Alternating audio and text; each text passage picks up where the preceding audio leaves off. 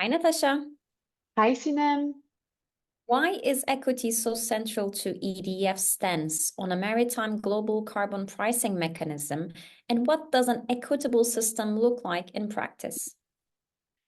Yes, so thank you. Equity is at the core of environmental defense funds, which I will be calling EDF in this podcast. So equity is at the core of EDF's approach to climate solutions. We believe that any effective, lasting climate policy must be equitable, especially one as complex as a global carbon pricing mechanism for maritime shipping. This means that we're not only focused on emissions reductions, but also on ensuring that these measures address the needs of all countries and communities, especially those most vulnerable to climate impacts.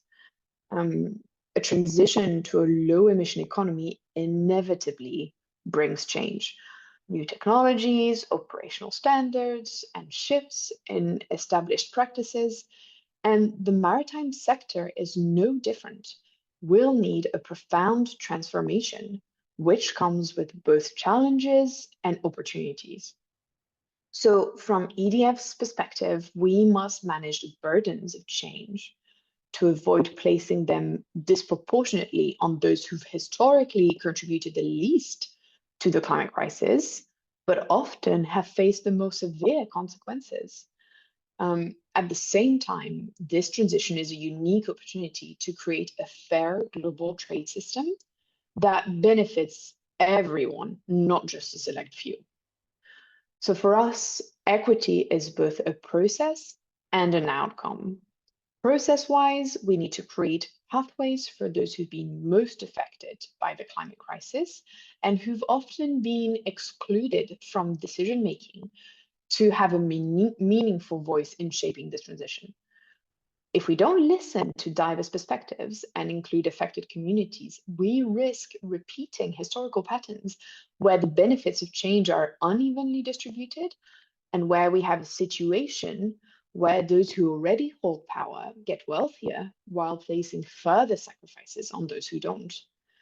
So, to answer the second part of the question, in practice, an equitable carbon pricing mechanism would channel revenues back to support vulnerable regions, particularly through initiatives like capacity building, clean fuel infrastructure, and economic resilience programs.